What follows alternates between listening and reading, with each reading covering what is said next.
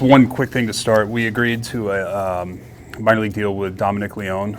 He'll be joining us today. So another bullpen option for us. Excited to have him. Veteran player, great competitor, and we're excited he's in camp with us. Has a track record with Mike from St. Louis. Boch is familiar with him from his time in San Fran. I was teammates with him in Seattle, so a lot of connections here.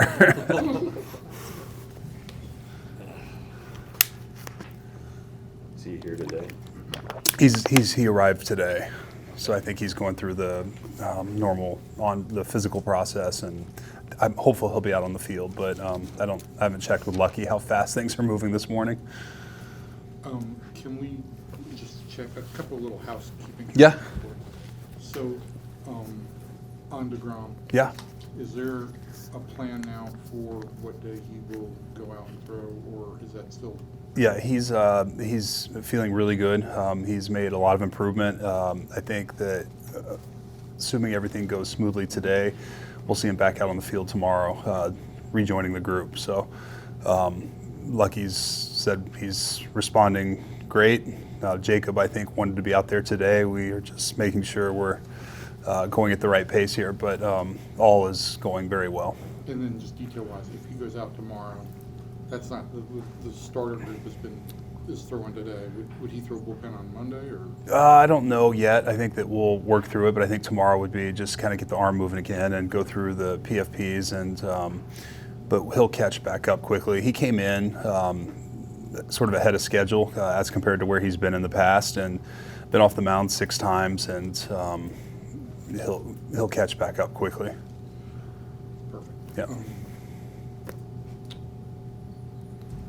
To your left field situation. Yeah. The thinking behind bringing Grossman out is what? Well, we think he's a good player. We think he complements our lineup very well. Certainly his numbers over the last couple of years from the right side have been very strong. He's a solid defender. He's a good base runner. He's a great competitor, good teammate. He fits our clubhouse, and we think it raises the floor of our team and potentially lengthens our lineup as well. And so you have all along kind of indicated, look, we're probably looking at a platoon. And the way his numbers shake out obviously makes him a good candidate for platoon. Nothing's, even though he's a switch hitter, you don't envision that changing. Well, I think our hitting coaches are optimistic about a couple things they've seen in terms of improving some mechanics from the left side, but that's the beauty of it. If he is a switch hitter, he can be an everyday guy if somebody went down. I think ultimately, I've said this all along, it's our jobs to put our players in the best positions to succeed, and Robbie has been very successful from the right side, and we think that he certainly will perform again at a level that is going to improve our club from the right side, and I think from the left side as well. We can make some progress there too. We'll see where that leads, Evan, but I think that right now we certainly view him as a strong platoon option from the right side, and he'll definitely get at bats from the left too. How many, I can't say at this point. Sure. And then on just that note, do you, in your mind, do you see Brad Miller getting more at bats as a left fielder or a DH? Both. Both. I think it's important. We're going to see him in left field a lot. We'll see him at DH. I think we'll see a little bit of first base. But yeah, our expectation is Brad's going to bounce back. We know what he went through physically last year. 2 years ago, he was a really solid player, and we're excited to get a healthy Brad Miller back this year. How do you see Grossman impacting Bubba Thompson?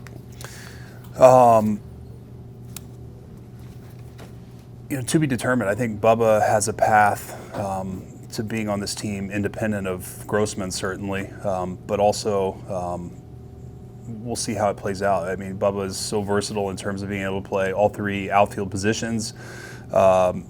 His speed is a unique separator skill that we expect to really be able to change games at times, but we'll see how it plays out. But we recognize as well, as I've said too, that he's a young player. He's going to go through some of the struggles and challenges, but he showed some things last year during his call-up, and we're excited to see the progression this spring and where he is. I mean, it seems like he could be like a true extra outfielder.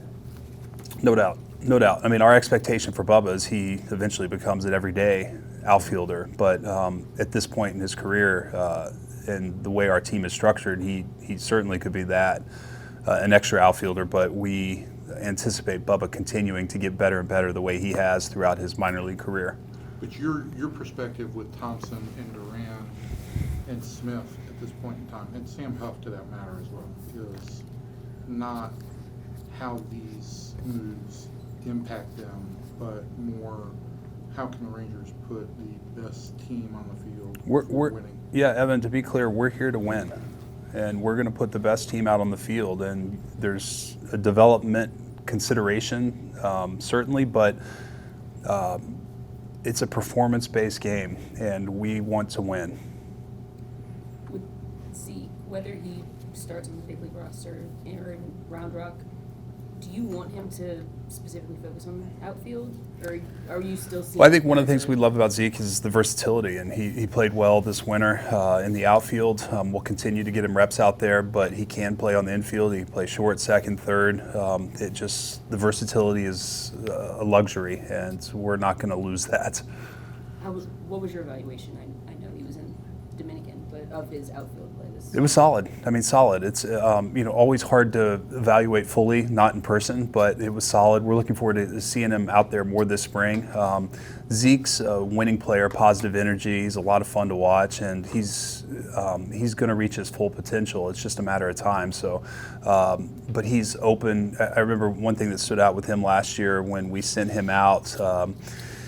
He said, we talked about playing some center field in Round Rock, and he said, I'll play wherever you want me. And it was just, I thought, a really winning mentality, and kind of stuck with me in terms of who the player is. So can he get enough time based on what you've got now with the roster situation, can he get legitimate time in the outfield, or is that going to have to come in minor league games and on backfields? Yeah, I mean, we'll have a lot of B games, we'll have inter-squad games, and certainly we'll see him in A games. So I don't anticipate the reps being an issue. Okay. We know this is not just plugging numbers in, right? Mm-hmm. If you look at your left field last year, the B WAR was, I think, -2.7, and you referenced that it was a negative position last year. Mm-hmm. You go back and look at those guys now that are on the roster, and that you've added, it was -2.4. So there's improvement. It's still, So what makes, I guess where I'm going with this is, what gives you belief that it's a significant improvement? Are those significant your words or mine? I'm saying that in terms of, like, I don't think I've said that we're going from where we were last year to a 6 WAR outfield in left field. I think that what we're looking to do is just improve any way we can. And I think this was, given where we've allocated a lot of our resources this offseason to pitching, we've made big jumps there. We didn't address the outfield to such a significant extent that maybe you're asking about, but I think we have improved, and I think some of that improvement will be based upon how we deploy our players in order to make sure they capitalize on the opportunities that they give based on their strengths. I think that's really what I said earlier is our job, is to put them in the best positions to succeed. And if we do that, given the depth we have, some of the unique characteristics of these players, we should be able to play better in left field this year, have a better output. I mean, you guys tried. Like, platoon wasn't plan A, right? No, we've been engaged on we've been engaged throughout the offseason with free agents and other ways to improve our club. I've said we will continue to explore all ways to improve our club. Yeah. I mean, did you think you guys were close at any point? I mean, I think it's irrelevant at this point. I think we have what we have, and I'm excited about what we have moving forward. At the same point in time, we did not. I think it needs to be at least set, right? You did not deplete your inventory or your capital at all. That's so right. that if you want to address this further. Look, there's quality in numbers, and I think that we feel very good about the options we have competing in camp, and we just know that, like I said earlier, we've raised the floor of talent in the organization and the options we have, and I think that we're excited to see how it plays out. Can I change the subject for 1 second? Sure, you don't have to ask. What you have, the guys that are in your rotation, and conceivably will be what you hope for, your Sure. primary 5 guys, have strikeout rates, or did last year, at the top of the charts. Yeah. Based on what this organization's ever had. That's a weapon, and you've talked a little bit about how much of a weapon that could be. But are there any concerns that come along with a strikeout-centric rotation? Well, I think it depends on. I think you have to break it down individually, and for the most part, our guys aren't high walk guys either. So I think they throw strikes and they get swing and miss, and the delta between their strikeout rate and their walk rate is significant. So, I think with the rule change, they're going to be more. BABIP should go up, is my guess. I don't know. I can't predict how high it's going to rise, but the strikeout is valuable, and it's probably becoming a little more valuable based on the rule changes. How screwy was last spring in terms of for like the new players? Like Corey Yeah. seems so much more. Yeah, Jeff is a great question. I mean, it's probably one of the things I didn't anticipate enough is just the impact of an abbreviated spring training, really a lot of changes and new personalities coming together all at once, in the hope that we would get off to a hot start. It did materialize, and I think it took us time to really get used to each other, to understand just the locker room dynamics, the coaching dynamics. And by that point, when we kind of hit our stride a little bit, we were behind the 8 ball with the division. So I think this year everyone seems more comfortable with each other. It's a great energy. The familiarity is certainly, even with new coaches, with Boch and Maddox, Will Venable, I think that there's just a really, really good familiarity. We did a lot of work in the offseason to promote that. The coaching staff all going to Nashville and spending time with Boch, and the guys coming in for Fan Fest, the guys in Arlington working out all offseason. We're in a much better spot than we were last year. It just seems like it would have been really hard on A, new guys, and 2, the hitting coaches. Oh, completely. There were a lot of moving parts last year, and we didn't have the luxury of being around our players to accelerate some of the things, some of the learning and familiarity processes that naturally happen over the course of a 6-week spring training or off season. Have you seen? I don't know how much you've seen Corey this offseason, but have you been able to tell that Corey Seager is maybe a little more out of his shell than he was last year? I didn't think Corey was in a shell last year. I just think that I'm an introvert. It takes me a little while to warm up to people, and that's natural. There are a lot of different personalities in there, and when you have guys coming into a new situation, they're kind of thrown into the fire, so to speak, the way we were last year. It just takes time to adjust, and whether it's Corey, Marcus, John Gray, Martin Perez was back. There were just a lot of Cole Calhoun. There were a lot of different things. And so this year, I think just having the guys having spent more time together, they know each other, it's exciting. Marcus didn't hit his first home run until May 26th, so he might have felt it too. Yeah, certainly Marcus, I think last year, just being on the executive committee and what were the time requirements for him last offseason, I think what he's been able to do from a training standpoint this year has been impressive, and also the leadership that he's shown all offseason with our younger players who've been working out in Arlington with him. It's been fun. He said something last month about all the years in Oakland.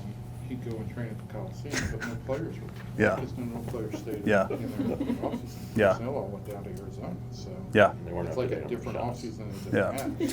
But I think one of the cool parts of the offseason for me was that I think it was the DeGrom press conference when you looked over and you saw, I think, 15 or 16 guys over watching the press conference, and they had all just come up from their workout downstairs. And now they all, we happened to have a few more in town that week. That was coincidence, but throughout the offseason, we've had a big group of players that have been there working out together, and it builds the camaraderie, it builds the chemistry. And what that leads to, I can't say, but I know as a former player that it's meaningful. And I think Mark McGuy said, I've just been following Marcus around the all offseason. How big is that for? Well, it's a good one to guys follow. like Yeah. Marcus, Josh, those younger guys. I think it just shows, I think for all of our young players, we try to accelerate the learning curve and show them what it means to be a professional. And I think we can talk about it, but when you have somebody like Marcus Simeon leading the way and showing the guys, it's much more powerful. I just have a quick big picture question. Yeah. As you're deciding to bring in these veteran guys, how much do you, when you're looking at we need to upgrade here or whatever, how much do you plan for some of your younger guys to take steps forward? Can you count on that, or do you have to sort of plan and assume that's just hoping? Yeah. If that makes sense. No, it does make sense, and I think that's one of the challenging parts of this job is that we can make projections, but there are a lot of things that impact that. There are a lot of things that just go off course that you can't predict, and so it's really how do you adapt. And I think one of the things I've seen over the last 2 years is when the things have really not gone according to plan with certain players, we haven't had really the depth to absorb that, and I feel much better about our roster right now in terms of that specific issue.